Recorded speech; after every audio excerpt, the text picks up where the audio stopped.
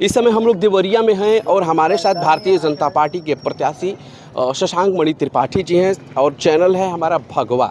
Sir, हम देख रहे हैं कि पूरा का पूरा देवरिया भगवामय हुआ पड़ा है।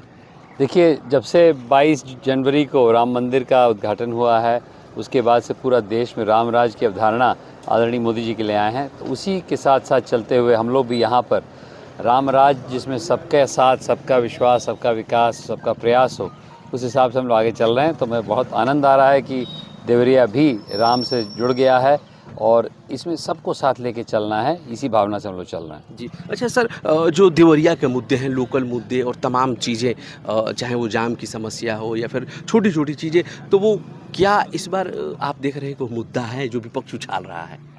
पता नहीं विपक्ष क्या उछाला है, लेकिन मेरे हिसाब से हम लोग को यहाँ पर यहाँ के नागरिक होने के कारण और वैसे भी यहाँ के लोगों को आगे ले जाने के लिए 2-3-4 चीज़ें हैं जो मेरे मन में हैं। एक तो जो यहाँ का पलायन जो होता है लोगों का, खासकर युवाओं का, उसको हम कैसे रोकें, उसके लिए स्वरोजगार मैंने सुनिश्चित किया है। कई चीज़ें पहले भी हो चुकी हैं, आगे भी करेंगे।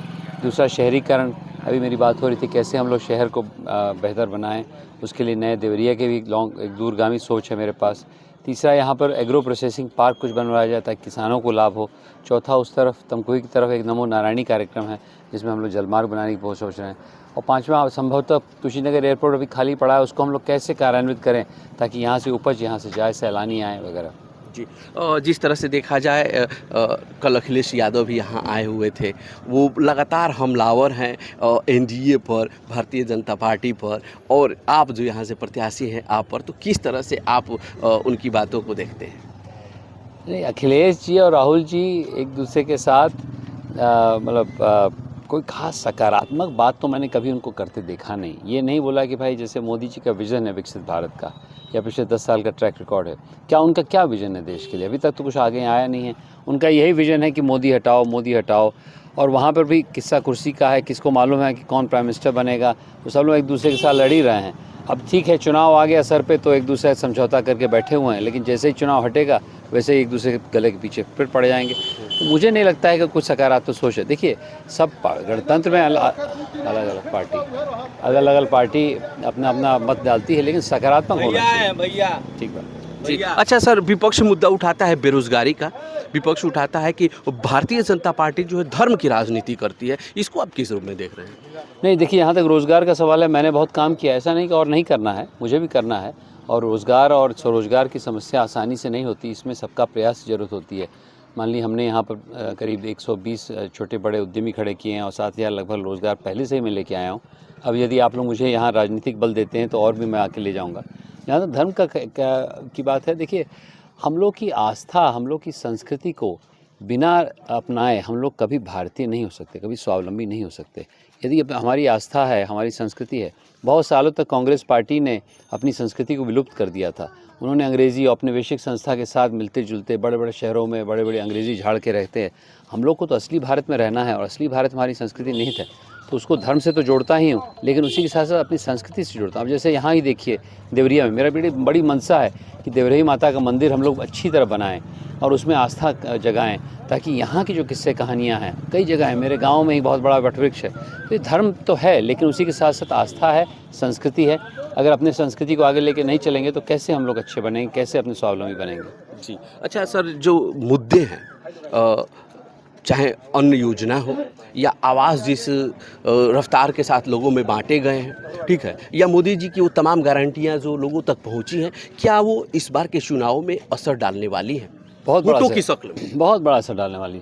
पहले जो कांग्रेस की सरकारें होती थी या यहाँ पर समाजवादी की सरकार होती है, वो सिर्फ़ और सिर्फ नारेबाजी करती, गरीबी हटाओ, गरीबी हटाओ। 60 साल से हम लोग कर रहे हैं गरीबी हटाओ।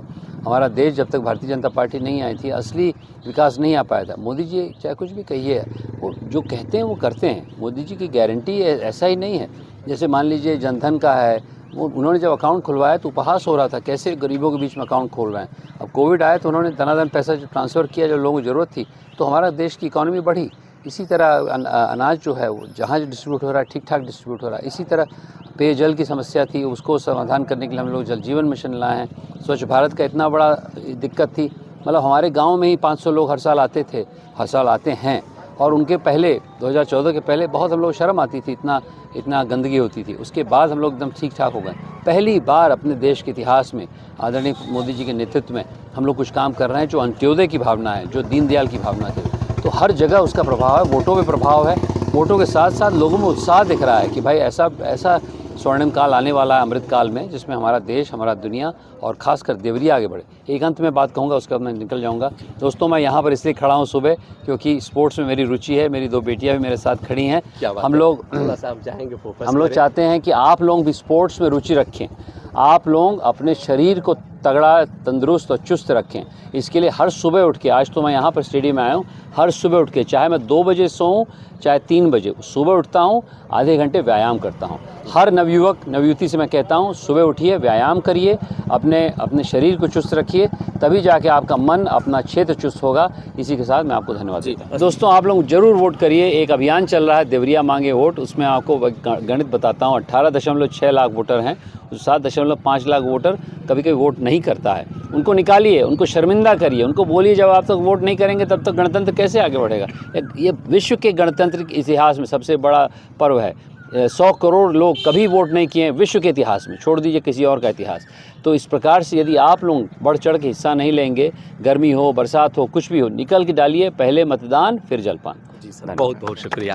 तो ये थे शशांक मणि त्रिपाठी जी, जो कि देवरिया से भारतीय जनता पार्टी के प्रत्याशी हैं, जिन्होंने विभिन्न मुद्दों पे हमने बातें की, अपनी बातों को रखा और जिस तरह से इंडिया गठबंधन की तरफ से जो सवाल दागे जा रहे हैं उनके जवाब भी इन्होंने बखूबी दिए हैं।